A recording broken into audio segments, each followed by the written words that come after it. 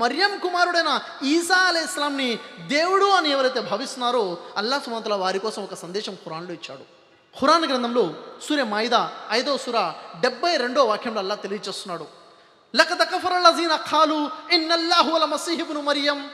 ఎవరైతే మర్యం కుమారుడైనటువంటి ఈసా అలైహిస్సలాంని దేవుడు అని అంటున్నారో వారు స్పష్టంగా అవిశ్వాసులైపోయారు, అవిశ్వాసానికి ఒడిగట్టారు. వఖాలల్ మసీహ్, వాస్తవానికి యేసు ఏమన్నారు, యా బనీ ఇస్రాయిల్, ఓ ఇస్రాయేల్ వంశీయులారా, ఓ బుదుల్లా, అల్లాను ఆరాధించండి, రబ్బీ వ రబ్బకుం, ఆయన నాకు దేవుడే మీకు దేవుడే. వాస్తవానికి ఈసా అలైహిస్సలాం ఏం చెప్పారు, ఓ ఇశ్రాయేలు వంశీయులారా, అల్లాని ప్రార్థించండి, అల్లాని ఆరాధించండి, ఆయన నాకు దేవుడే, నేను ఆయన దాసుణ్ణి, ఆయన మీకు దేవుడే, మీరు కూడా ఆయన దాసులుగా మారండి అన్న విషయాన్ని ఈసా అలైహిస్సలాం తెలియచేస్తే ఈసా అలైహిస్సలాంనే దేవుడిగా తయారు చేసుకున్నారు. మరి ఆ వాక్యంలో తెలియచేయడం జరుగుతుంది, ఎవరైతే అల్లాతో సమానంగా మరొకరిని దైవాలుగా చేసుకుని ఉంటారో అలాంటి వారికి స్వర్గం నిషిద్ధం చేయబడింది, అలాంటి వారి స్థానము నరకము, అలాంటి దుర్మార్గులకి సహాయం అందించేవారు ఎవరూ లేరు. అల్లాహ్ స్పష్టంగా తెలియచేస్తున్నాడు.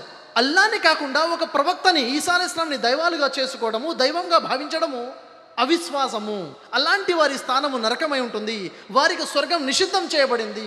మరి ఈసా అలైహిస్సలాంని ఏమని నమ్మాలి? మర్యం కుమారుడైన ఈసా అలైహిస్సలాం ఎవరు అంటే అల్లాహ్ స్పష్టంగా తెలియజేశాడు. సూర మాయిదా 5వ సూర 75వ వాక్యంలో మల్ మసీహ్ ఇబ్ను మర్యం ఇల్లా రసూల్.